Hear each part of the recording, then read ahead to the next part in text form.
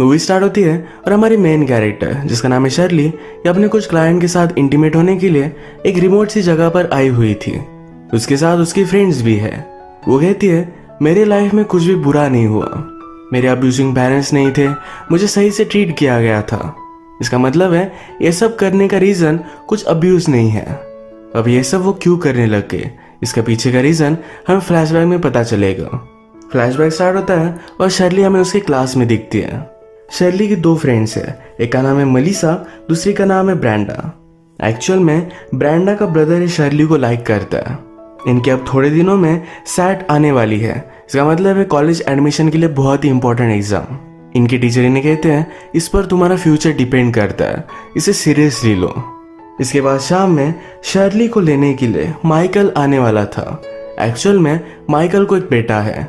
Michael और उसकी wife कहीं डिनर के लिए बाहर जाने वाले थे तो उन्हें बेबी सीटर की जरूरत है।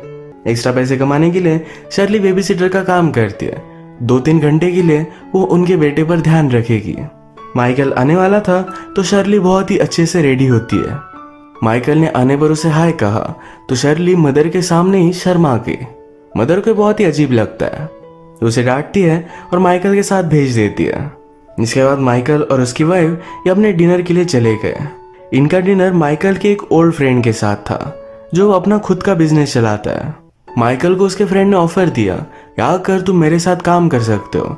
उसका फ्रेंड बहुत ही एम्बिशियस है, बहुत सारे पैसे उसे देने वाला था। माइकल की वाइफ जिसका नाम है गेल, इसे फ्रेंड अच्छा नहीं लगता। एज अ पर्सन इसे बहुत ही घटिया लगता है।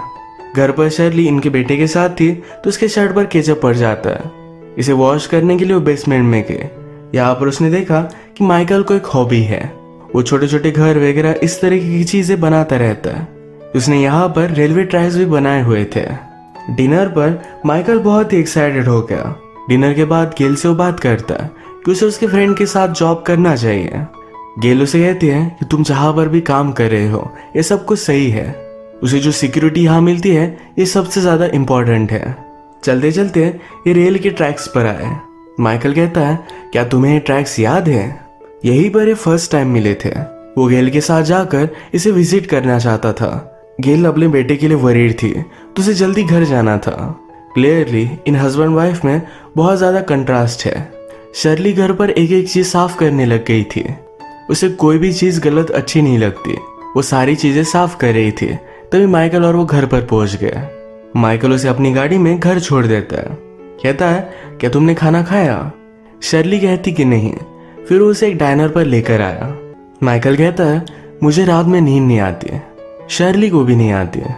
शर्ली अपने आप को एक्सप्लेन करने के लिए कहती है कि मुझे चीजें एक पर्टिकुलर मैनर में ही अच्छी लगती है, जैसे कि इस डाइनर का टेबल, यहाँ का सॉल्ट वगैरह सब कुछ ठीक तरीके से रखा होना चाहिए। माइकल इसे अम्यूज था, उसके साथ फ्लर्ट कर रहा था। शर्ली उसे उसकी वाइफ के बारे में पूछती है। कहती है तुम दोनों फर्स्ट टाइम कैसे मिले थे। माइकल को अच्छा नहीं लगता, उसे अपनी वाइफ के बारे में बात नहीं करना था, पर फिर भी वो उसे स्टोरी बता देता है। वो कहता है एक एबेंडन सा रेलवे ट्रैक था, वहीं पर हम फर्स्ट टाइम मिले थे। रात में मैं और मेरा फ्रेंड ये दोनों वहाँ पार्टी करने के लिए गए हुए थे। तभी पूरी तरीके से नशे में गेल वहाँ पर आई। वहीं पर ये दोनों इंटीमेट हो गए थे। माइकल ने उसे देखते ही पहचान लिया था कि लड़की बहुत सारा ट्रबल क्रिएट करेगी और अब वो उसकी वाइफ है। वो पूरी तरीके से बदल चुकी थी। माइकल शर्ली से पूछता है ये तुम्हारा भी बॉयफ्रेंड होगा, तुम स्मार्ट हो, फनी हो। उसने उसे पूछा क्या तुम्हें कुछ कूल देखना है। इसके बाद उसे रेलवे ट्रैक्स पर लेकर आता है। ये दोनों मिलकर ओल्ड रेलवेज देखते हैं और माइकल ने शर्ली को किस कर लिया। गाड़ी में जब ये आए तो ये रियलाइज करते हैं ये सब गलत है, माइकल की फैमिली है। जाते वक्त उसने शर्ली को एक्स्ट्रा पैसे दे दिए। नेक्स्ट डे पूरे दिन ये एक दूसरे के बारे में सोच रहे थे। रात में शर्ली अपने फ्रेंड्स के साथ एक कैफे में हैंग आउट करने के लिए आई। यहीं पर वो माइकल को फिर से देखती है। माइकल अपने बच्चों के साथ यहाँ आया हुआ था। गेल ने शर्ली को देखा, उसके पास आकर बात करती है। कहती है मुझे फिर से तुम्हारी जरूरत पड़ेगी। बेबी सिटिंग के लिए एक डे इन्होंने फिक्स किया। इस डे पर डायरेक्टली माइकल और शर्ली ये दोनों इंटीमेट हो गए। इंटीमेट होने के बाद कार में स्प्रिंग का एयर आ रहा था। इन्हें बहुत अच्छा लगा। जाते जाते माइकल शर्ली को $200 दे देता है। कहता है क्या ये ठीक है। शर्ली उसे बहुत लाइक करती थी और माइकल ने उसे इस तरीके से पैसे दे दिए, उसे अजीब लगता है। वो अपसेट हो गई पर पैसे लेकर चली जाती है। अगले दिन शर्ली का स्कूल में ज्यादा कंसंट्रेशन नहीं था। उसकी फ्रेंड उसे पूछती है, क्या बेबी सिटिंग करना इतना इम्पोर्टेंट है? तुम्हें कितने पैसे मिले थे? उसने कहा कि $200। उसकी फ्रेंड कहती है, इतने सारे पैसे, तुमने ऐसा किया क्या? शर्ली उसे माइकल के साथ इंटीमेट होना बता देती है। उसकी फ्रेंड बहुत ही ज्यादा शॉक में थी। वो कहती है कि तुम ऐसा कर कैसे सकती हो? हमारे आगे हमारा पूरा फ्यूचर है और ये सब करने का रीजन क्या है? शर्ली कहती है, ये सब सिर्फ एक गलती थी, ये फिर से नहीं होगा। नेक्स्ट सीन में ये फिर से बेबी सिटिंग के लिए गई और माइकल के साथ इंटीमेट हो रही थी। माइकल कहता है कि मैंने तुम्हें लास्ट टाइम पे किया, ये तुम्हें शायद गलत लगा होगा। उसे सॉरी कहता है।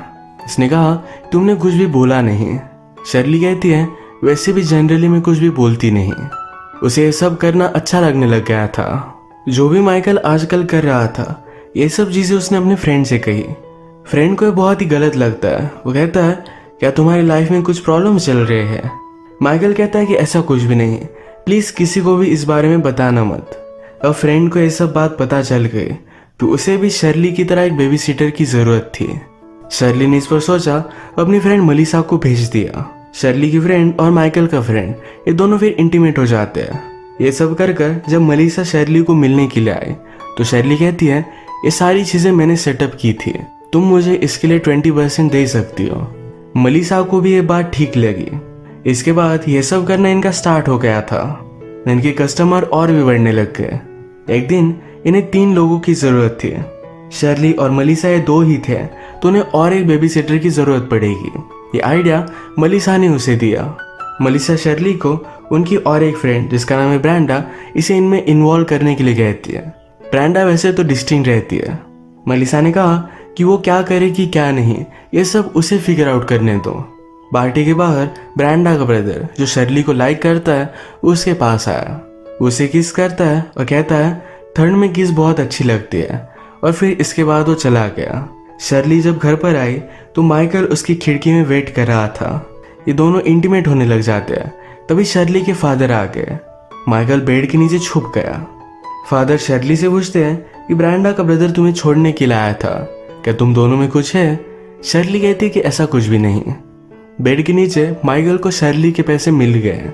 उसे पता चल गया कि वो और भी बिजनेस करती है। उसे इस बात से ज्यादा कुछ भी प्रॉब्लम नहीं था।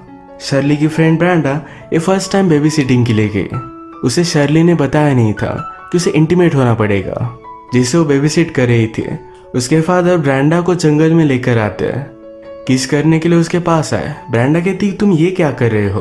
वो बहुत ही डर गया। उसे लग ही रहा था ये कुछ ना कुछ तो गड़बड़ होगी। वो उसे कहता है, तुम बहुत ब्यूटीफुल हो, घर जाकर अपना एक फोटो लेना, हमेशा इसी तरीके से परफेक्ट रहना। अगर तुम चाहो तो हम दोनों सिर्फ बात कर सकते हैं, कुछ भी करने की जरूरत नहीं। ब्रांडा को भी वो पसंद आया। इसके बाद ये दोनों यहीं पर इंटीमेट हो जाते हैं। शर्ली के भी आजकल कुछ दूसरे क्लाइंट्स थे तो माइकल को इग्नोर करती है।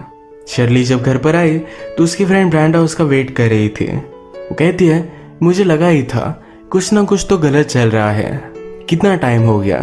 शर्ली कहती कि 1 मंथ। ब्रांडा उसे पूछती है कि ये मैं नेक्स्ट टाइम कब कर सकती हूँ। इस काम के लिए अब वो रेडी थी। ये तीनों मिलकर काम करने लग गए। शर्ली के पास डिमांड बढ़ने लग गया था। शर्ली की फ्रेंड मलिसा अपने फ्यूचर के लिए एक अच्छे कॉलेज में अप्लाई करती है। बिजनेस बढ़ने पर शर्ली ने अपना एक कार्ड भी बना लिया था। एक दिन जब माइकल अपने बॉस के साथ डिनर कर रहा था तो उसका बॉस कहता है, लास्ट अकाउंट पर तुमने अच्छा सा काम नहीं किया। उसे पूछता है, क्या कुछ चल रहा है? माइकल को उसके मिस्टेक के बारे में कुछ भी आइडिया नहीं था। यहाँ पर डिस्कशन हुआ कि शर्ली की अब कंपनी है, वो सारे बेबी सिटर्स को सप्लाई करती है। नेक्स्ट टाइम जब वो शर्ली से मिलता है कहता है, किसी ना किसी को तो पता चल जाएगा। शर्ली फ्यूचर के बारे में ज्यादा कुछ सोचना नहीं चाहती है। उसे कहता है, तुम ये सब कर क्यों रही हो? मुझे लगा था ये सिर्फ हमारे बीच में है। शर्ली उस पर गुस्सा हो गई क्योंकि उसी की वजह से उसने सब कुछ स्टार्ट किया है। ये बात कर रहे थे तभी शर्ली के फादर वहां से गुजरते हैं। माइकल फिर चला गया। ब्रांडा आजकल जो भी पैसे कमा रही थी उससे बहुत ही खुश थी। उसकी छोटी सिस्टर के पास ज्यादा कुछ भी पैसे नहीं तो उसे भी इस काम के बारे में वो बता देती है। आज अपनी जगह पर उसने अपनी सिस्टर नादिन को भेज दिया। नेक्स्ट डे सारी फ्रेंड्स मिली। शर्ली ब्रांडा से उसका कट मांग रही थी, तभी वो कहती है कल मेरी सिस्टर गई थी। शर्ली ने नादिन से बात की। नादिन कहती है सब कुछ काम मैंने किया तो तुम्हें कट क्यों। शर्ली ने कहा कि इसी तरीके से बिजनेस चलता है। नादिन देना नहीं चाहती थी पर फिर भी उसे पैसे देने पड़ते हैं। इसके बाद थोड़े दिनों में एक एक कर शर्ली के क्लाइंट कम होने लग गए। उसने फिगर आउट किया कि नादिन ने और कुछ उसकी फ्रेंड्स को लेकर ये बिजनेस करना स्टार्ट कर दिया है। इसके बारे में वो ब्रांडा से बात करती है, कहती है उसकी सब चीज़ें चेक करो, तुम्हें कुछ ना कुछ तो मिल जाएगा। ब्रांडा ने उसे कहा कि मैंने सब कुछ चेक किया, मुझे कुछ भी नहीं मिला। ब्रांडा सही से झूठ बोल नहीं पाती, वो भी अपनी सिस्टर को सपोर्ट कर रही थी। शर्ली बहुत ही ज़्यादा गुस्सा हो जाती है। वो खुद जाकर इन दोनों का लॉकर चेक करना चाहती थी। रात में स्कूल में आ जाते हैं। उन्होंने माइकल को भी बुला लिया था। उन्होंने स्कूल का लॉकर तोड़ दिया और सब कुछ चीज़ें चेक की, पर इन्हें कुछ मिला नहीं। इन्होंने अगर एक ही लॉकर को तोड़ा तो सस्पिशियस लगेगा, तो सारी स्कूल को तोड़ने लगते हैं। माइकल को ये बात पहले गलत लगी थी, पर सब कुछ तोड़ना फोड़ना वो भी एंजॉय करता है। वो जब रात में वापस आया तो गेल उसके